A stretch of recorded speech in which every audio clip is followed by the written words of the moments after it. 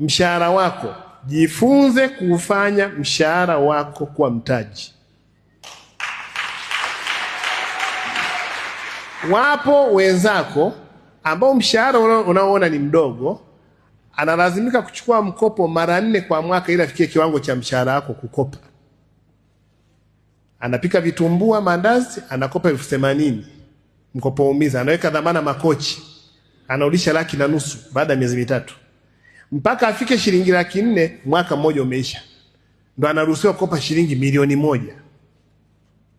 Sasa we mshahara wako jifunze kufanya kuwa mtaji.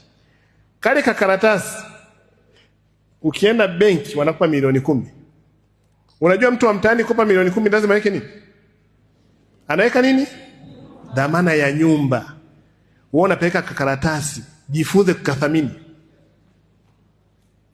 Kuna siku nilichukua hapa viongozi, mheshimiwa waziri, wakuu wa idara, nikawakutanisha na watendaji wa vijiji na kata. Mkuu wa idara analipwa leaders scale salary, hana nyumba, anagombania gari la halmashauri.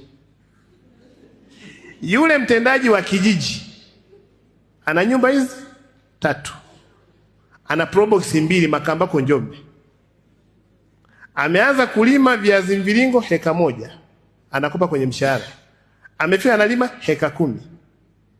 Heka 1 anapata gunia 80, anauza shilingi 50,000, anapata milioni 4.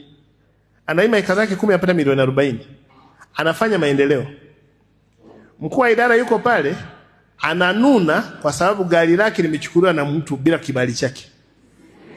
Mashavu yamemnuna hivi, yamemvimba na moyo unataka kumtoka kwa sababu ya gari la halmashauri.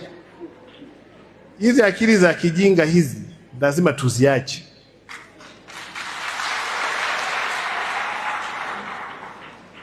Wale watendaji wa vijiji wamejenga nyumba ambazo walimu wetu wameenda wamepanga. Daktari ameenda amepanga. Sisi mkuu wa idara anasema hapa sio kwetu. Anafika miaka 59, anaomba extension, aongezewe muda. Ndo anaanza kujifunza kujenga, anatukana serikali, saruji imepanda sana. Sasa wewe saruji imepanda, wakati imeshuka, wewe umeanza kazi saruji mfuko ni shilingi 4,000. Ulikuwa wapi kujenga? Unakuja kustaafu saruji mfuko ni 20,000. Unatukana kila mtu. Kwa mheshimiwa waziri, una room pia mentorship ya ili kundi. Nimewakutanisha na nilifanya makusudi, wakajipima. Mtendaji tena namwambia tukuhamishe tukuleta, nimesema hapana sitaki. Kasoma tu certificate Omboro. Kaenda kwenye kijiji kaona fursa hapa ni kulima. Mtendaji ana shamba la miti, mtendaji ana shamba la parachichi, mtendaji anauza mkaa, mtendaji anauza viazi, mtendaji analima viazi, mtendaji anauza mabanzi, anauza mbao, anauza mirunda, anauza nguzo.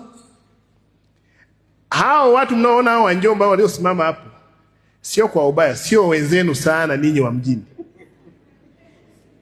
Wana maisha mazuri. Yuko Njombe amejenga Dodoma, amepangisha. Huku kuna maisha. Ndugu zangu nimeona hapa kutoka Zanzibar. Huku tuna Wazanzibari wengi sana wanaolima miti huku. Wanaolima parachichi. Viazi vinavyotumika pale kwenye soko la Zanzibar vinatoka hapa na wanakuja kufuata huku wenyewe. Ukitembea unaona nchi yetu ilivyo tajiri. Maskini wa akili ni mimi na wewe ambaye tunakuwa ni watumwa wa kuamini kwamba kesho utastaafu, utapata kiinua mgongo, utaanza biashara. Uanze biashara miaka 60. Kwa hiyo mmetembea huku, angalia fursa. Mtoto wako akija Njombe, sema Njombe pazuri, Njombe pana baridi. Wewe sio kusema Njombe pana baridi. Sema nimeona Njombe kuna uchumi wa mbao, naweza kachukua mbao. Nimeona uchumi wa mabanzi, naweza kauza mabanzi. Kuna sehemu hapa nadhani labda DC, Sweda. Uje waombea hapo tani wati. Wakaone mirango ya shilingi 40,000 ambao Dar es Salaam wanao shilingi 200,000.